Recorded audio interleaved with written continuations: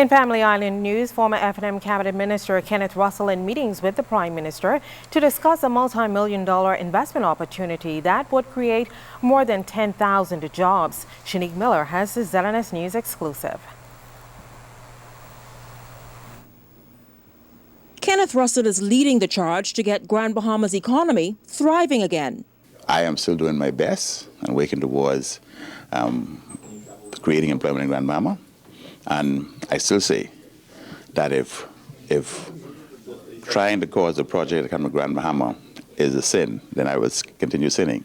Wednesday, he, along with investors for a project that's set to generate thousands of jobs in Grand Bahama, met with Prime Minister Christie, sharing with him their proposal to have a multi-million-dollar company headquartered in Grand Bahama. Yes, it's an investment where we're looking at how should I call it? Like a storefront for China, where persons from the Western Hemisphere can come and view the goods from China and can put in orders right there and then have it delivered to them in the future. What kind of? Everything. You name it. So sort of the go-between. Grand Bahama will be sort of the go-between for that. Yes.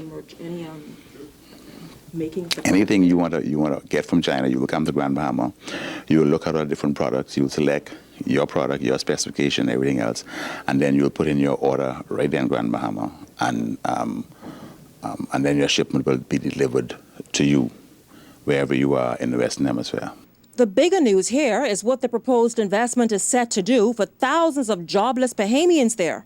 This particular project would hire in a neighborhood of about little under 10,000 persons, but my joy is the spin-off that would come from the hiring of 1,000, 10,000 persons.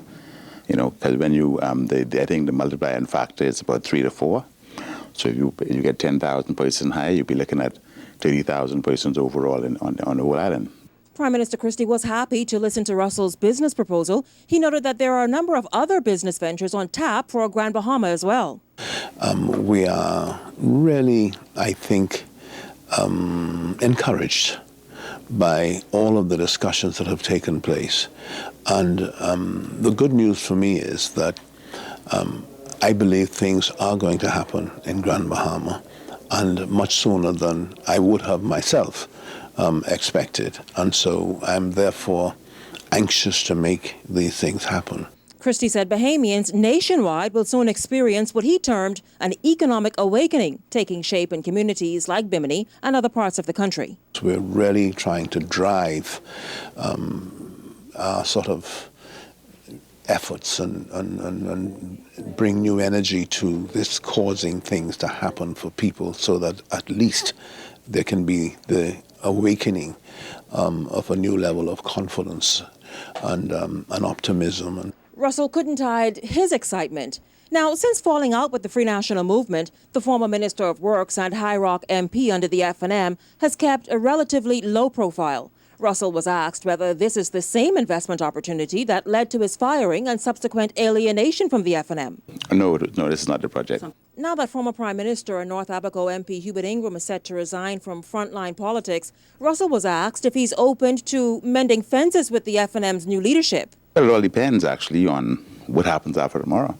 Because if after tomorrow, if the new leadership of the F&M does not have talks and meetings with members who felt that they were dealt wrong, members who felt disenfranchised, members who were kicked out because of whatever reason, if they don't have that kind of meeting with them to try and resolve whatever differences they had, then I think that the F&M will be floundering for a long time. Of the multi-million-dollar investment opportunity for Grand Bahama, Russell says the investors have met all but one requirement, and that too will soon be fulfilled. He's hoping to have government approval soon after. Shanique Miller, ZNS News.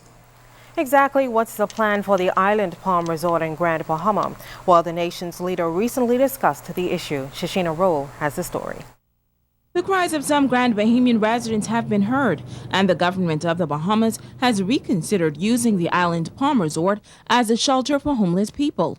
While in Grand Bahama during the official launch of Urban Renewal 2.0, the Prime Minister of the Bahamas spoke to the issue. We obviously want programs to do with helping people to work. And if those programs are going to work, we need to enlist the support of people. So if we take a step that is regarded as controversial, we will review that step as we have with that. 2 weeks ago, the government announced that a homeless shelter would be set up in the former Island Palm Resort. But since the controversy erupted, Mr. Christie says he has spoken with Dr. Darville on the matter.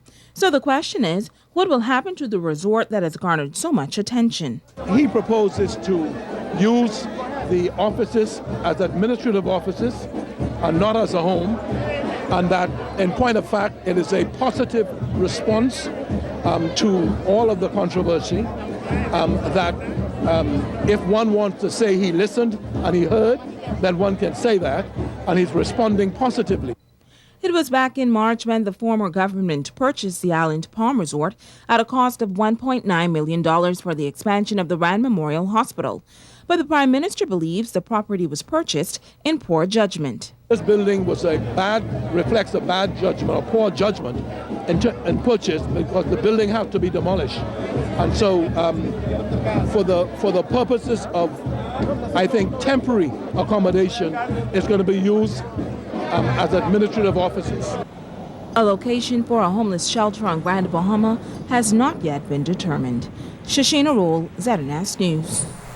Now, if you see Family Island news in the making, be sure to send it to us at finews@znsbahamas.com.